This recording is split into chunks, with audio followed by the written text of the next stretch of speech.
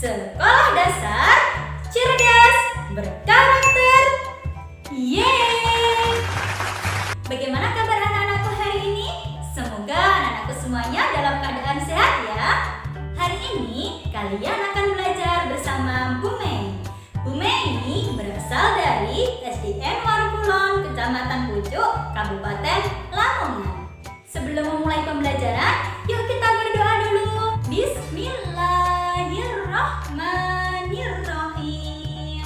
Hari ini kita akan belajar kelas 4. Tema 2, selalu berhemat energi. Subtema 1, sumber energi. Pembelajaran kedua. Tujuan pembelajarannya adalah sebagai berikut. Yuk kita simak bersama-sama tujuan pembelajarannya. Pada pembelajaran kali ini ada 6 tujuan pembelajaran yang harus kita pahami dengan baik. Nah, itu tadi adalah tujuan pembelajarannya ya. Setelah memahami tujuan pembelajaran tadi, yuk kita mulai pembelajarannya. Anak-anak, ada yang tahu lagu Menanam Jagung? Apa ada yang pernah mendengarnya? Atau bahkan sudah hafal lagunya ya? Ini adalah teks lagu Menanam Jagung ciptaan Ibu Sud. Nanti kita akan belajar menyanyikannya bersama-sama. Tetapi terlebih dahulu, amatilah teks notasi angka pada lagu ini. Setelah kita amati, ternyata pada notasi angka lagu Menanam Jagung ini ada angka dengan tanda titik di bawah, seperti angka 5, angka 6, dan angka 7. Dan ada juga angka tanpa tanda titik, seperti angka 1, 3, 2, dan seterusnya. Apa yang membedakan angka dengan tanda titik di bawah dengan angka tanpa tanda titik? Ini menandakan tinggi rendahnya nada. Tahukah kamu tinggi rendah nada? Tinggi rendahnya nada disebut dengan intonasi. Berikut adalah urutan tinggi rendah nada. Semakin ke kanan, nada akan semakin tinggi, dan sebaliknya, semakin ke kiri, nada akan semakin rendah. Sekarang, mari kita beri tanda notasi angka pada lagu Menanam Jagung. Mari kita mulai dengan nada rendah. Di baris pertama ada nada sol. Selanjutnya sol, sol, la, si. Sekarang di baris kedua ada nada sol, sol, sol. Dan baris ketiga ada nada si, la, sol. Di baris keempat tidak ada ya. Jadi, nada yang ibu beri garis warna biru adalah nada rendah atau angka dengan tanda titik di bawah. Selanjutnya, bagaimana dengan angka-angka yang lain? Semuanya adalah nada sedang karena tidak ada tanda titiknya. Jadi, nada dibagi menjadi 3, yaitu 1. Nada rendah, 2. Nada sedang, dan 3. Nada tinggi. Birama lagu Menanam Jagung adalah 4/4. Artinya, dalam satu birama terdapat 4 ketukan. Satu ketukan akan bernilai 1/4. Tanda 22 dengan garis di atas menunjukkan bahwa kedua nada dalam satu ketukan, masing-masing 1/8 ketukan. Sekarang, Bu Guru akan menyanyikan notasi angkanya terlebih dahulu ya. Dengarkan baik-baik. Sol, do, mi, do, sol, sol, la, si, do. Re, mi, fa, sol, mi, do, re, mi, re, do. Do, sol, sol, sol, do. Mi, do, mi, mi. Re, do, si, la, sol. Fa, fa, mi, re, do. Sol, mi, sol, fa, mi, fa, sol. Re, mi, fa, sol, fa, mi, re, do. Bagaimana anak-anak? Sudah siap untuk menyanyikan notasi lagunya? Yuk kita bernyanyi bersama-sama. 1, 2, 3.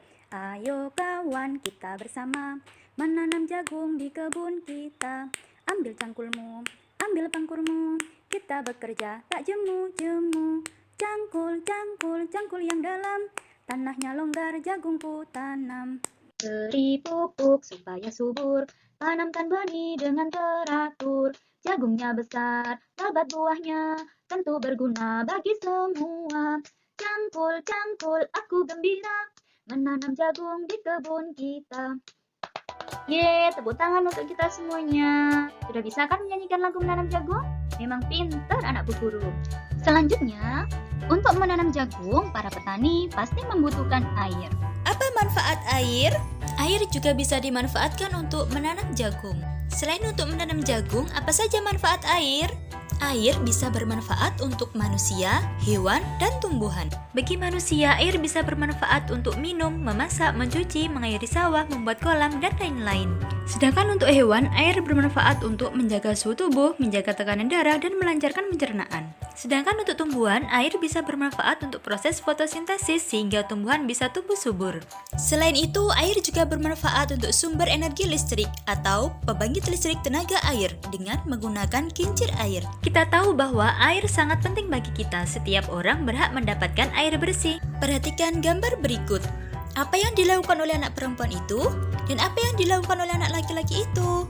Ya, benar, anak perempuan itu sedang minum dan anak laki-laki itu sedang mandi.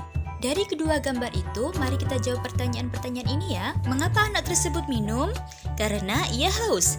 Mengapa anak tersebut mandi? Karena ingin membersihkan badannya. Apakah mandi dan minum adalah kebutuhan? Jawabannya, iya. Apakah kita semua membutuhkan air bersih? Jawabannya, iya. Dan apakah semua makhluk hidup berhak untuk mendapatkan air bersih? Jawabannya, ya, semua makhluk hidup berhak untuk mendapatkan air bersih. Kemudian, apa yang dimaksud dengan hak?